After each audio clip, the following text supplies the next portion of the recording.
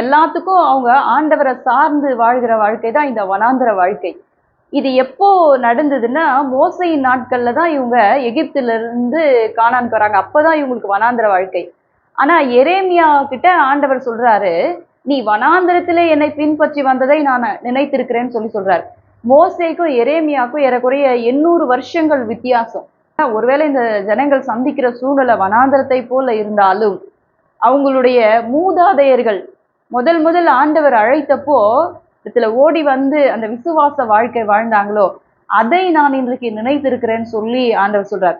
நினைத்ததுனால என்னவா அடுத்த வசனத்துல சொல்லப்பட்டிருக்கு, இஸ்ரவேல் கர்த்தருக்கு பரிசுத்தம், இஸ்ரவேல் என்னுடைய முதற் பலன், அதை பட்சித்த யாவரும் குற்றவாளியானார்கள், அவர்கள் மேல பொல்லாப்பு வந்ததுன்னு சொல்லி ஆண்டவர் சொல்றார். இப்போ இந்த இஸ்ரவேல் ஜனங்கள் விசுவாசிச்சு ஒரு நாள்ல ஆண்டவரை பின்பற்றினவங்க. அவங்களுடைய விசுவாசத்துல இருந்து யார் வழிவிலக பண்ணி விக்கிரக ஆராதனைக்கு நடத்தினாங்களோ அவர்கள் எல்லாரும் குற்றவாளி ஆனார்கள், அவர்கள் மேல பொல்லாப்பு வந்ததுன்னு சொல்லி ஆண்டவர் எரேமியாவின் மூலமாக பேசுகிறார். இததான் நம்ம யோசேப்பினுடைய வாழ்க்கையில பாக்குறோம்.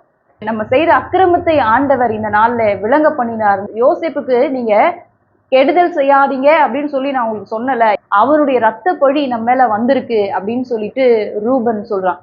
யாரெல்லாம் யோசேப்பை குற்றப்படுத்தினாங்களோ அவர்கள் எல்லாரும் குற்றவாளிகள் ஆனார்கள். அதுபோல யோசேப்பை நினைத்தருளின ஆண்டவர் இன்றைக்கு உங்களை நினைத்திருக்கிறார். யோசேப்பை உயர்த்தினது போல ஒரு உயர்ந்த ஸ்தானத்திலே ஆண்டவர் உங்களை உயர்த்துவார். யாரெல்லாம் உங்களை குற்றம் சாட்டினாங்களோ அவங்க எல்லாம் இந்த புதிய வருஷத்துல உங்க பாதத்துல வந்து விழும்படியாய் ஆண்டவர் கிரியை செய்வார்.